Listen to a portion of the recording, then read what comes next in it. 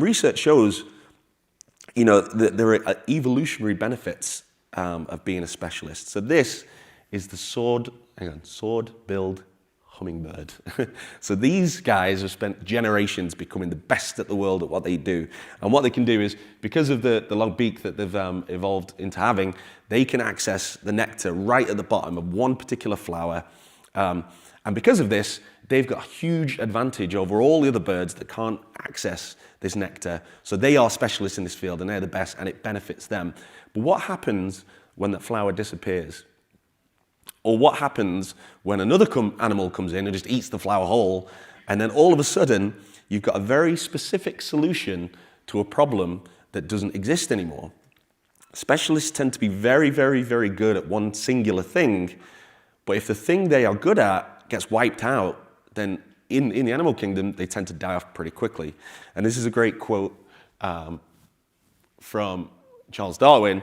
It's not the strongest or the most intelligent who survive, it's those who can best manage change. So generalists, on the other hand, are great at finding different sources of food, surviving in different environments, and probably most importantly, are good at adapting to change. And we, as a species, as human beings, the reason we're at the top of the food chain is because we are generalists. We're very, very good at adapting to new surroundings and flourishing when we get there. So you might be thinking, well, how is this applicable to me as a creative? There are so many areas in creative, and I'd argue that the creative industry is one of the places where generalists probably flourish the most. Most of the time, the most effective solutions aren't necessarily the ones that are the best, but it's the ones that are the most unique. So when you think of like the movie industry or music or any form of art really, it isn't really, most of the time, the best example of that art that becomes the most successful. It's usually something that has never come before. It's the most unique. And there are so many benefits of being a generalist, but I just want to go through a couple. So everyone's heard this phrase, when all you have is a hammer, every problem looks like a nail. So the problem with being in specialization is that specialists tend to get stuck in their own point of view. Because they've been taught to focus so narrowly on their own solutions, it can become difficult to look at it from different angles.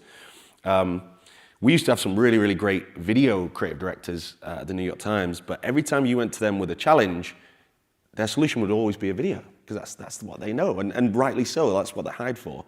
And I realized one of the reasons I moved away from music is because I found myself retreating to kind of the same safe solution every time. I knew the chord progressions that would work for certain scenes and what instruments should be used, but all of a sudden my creativity became very narrow and focused, and I found it really limiting, and I didn't really like it.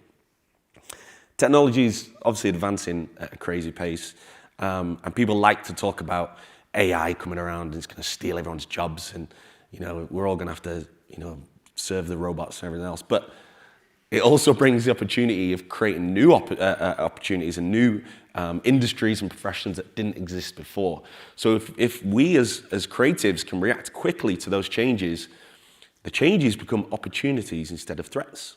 And this is why generalists are typically more valued at smaller organizations because they're better at adapting to the faster pace. I worked at a really small agency in Leeds, and when I joined, I was like, I could do a bit of design, I could do a bit of motion and everything. And they had clients like Coca-Cola and Apple. I was like, this is it, like, I've made it now, this is my career. And I didn't know I'd joined a bit of a sinking ship, and they made a load of layoffs. I was like, oh shit, I'm out of here, this is... but because they're the guys who had done branding for like 20 years at this company, and those were the ones that got laid off because they were they weren't as valuable as me, who could do a couple of things. It felt really bad. And not only are different skills valuable, but there is also value in the connectivity between them. And I know the previous talk, it was great to see that graphic where it had design and engineering and that connective tissue in the middle. I've got a very similar graph, and we should probably chat about that. But many studies have found that the best ideas emerge from combining different fields rather than focusing in one area. So Charles Babbage is the guy that invented the modern computer. And the first computers were actually punch cards with holes in. But this guy used to work in the silk weaving industry. And it was that knowledge of using cards to create patterns in silk fabric that inspired him to apply that to engineering. There was another guy called Harold Hildebrand, which is a great name. He worked in the technology to find oil based on seismic signals. So we'd send shock waves through the ground to find where oil was stored. And eventually he switched his focus to music and used that knowledge on sonic and acoustics and started applying that same process to the human voice. And that's how auto-tune was invented. So I just find it crazy, like some of the best things come from places that you never would expect.